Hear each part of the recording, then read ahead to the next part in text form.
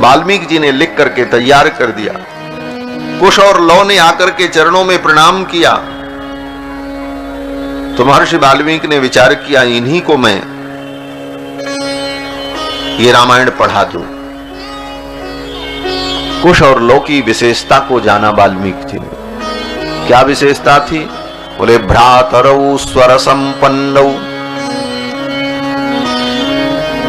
ये दोनों भाई बड़े स्वर संपन्न हैं, इनका स्वर बड़ा सुंदर है। सतु मेधाविनौ दृष्ट्वा वेदेषु परिनिष्ठितौ,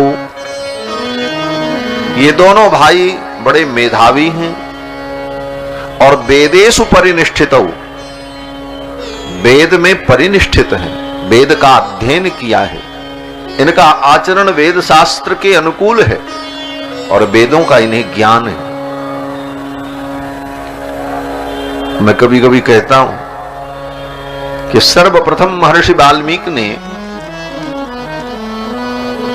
राम कथा करने के लिए जिस पात्र को चुना कि ये राम कथा कौन सुनाएगा, कुश और लौ को चुना।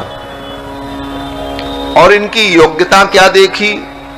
बोले 3 योग्यता। यही 3 योग्यता भगवान की कथा सुनाने वाले में होनी चाहिए, पूर्ण रूप से नहीं तो थोड़ा तो होनी ही चाहिए। क्या बोले? पहली योग्यता स्वर संपन्न हो, स्वर की संपन्नता हो, स्वर शुद्ध हो, उच्चारण शुद्ध हो।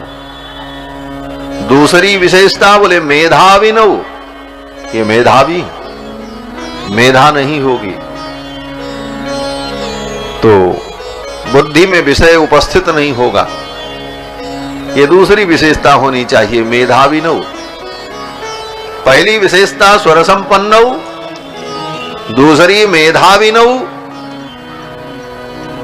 और तीसरी विशेषता क्या है? बोले वेदेश परिनिष्ठित हो, वेद में इनकी निष्ठा है। वेदों में जिसकी निष्ठा नहीं होगी और जिसने वेदों का अध्ययन नहीं किया, वो भगवान की कथा रामायण भागवत का व्याख्यान कैसे करेगा? कारण रामायण और भागवत क्या है? बोले वेद का ही तो विस्तार है। इतिहास पुराणाभ्याम वेदम समुपबृंहयेत, इतिहास पुराण के माध्यम से वेद का ही उपब्रह्मण किया है वेद व्यास जी ने और महर्षि वाल्मीकि। रामायण भी वेदावतार है और पुराण, बोले पुराण वेदों का ही विस्तार है। इसलिए भगवान की कथा सुनाने वाले की 3 विशेषताओं में जो तृतीय विशेषता है, चरम विशेषता, वो क्या है? बोले वेदेश परिनिष्ठित हो, वेद में उसकी निष्ठा हो, उसे वेद ज्ञान हो। क्योंकि वेद के ही मूल सिद्धांत कथाओं में गुम्फित है। कहां पर क्या सिद्धांत है? इन तीनों विशेषताओं को देखकर महर्षि वाल्मीकि बड़े प्रसन्न हुए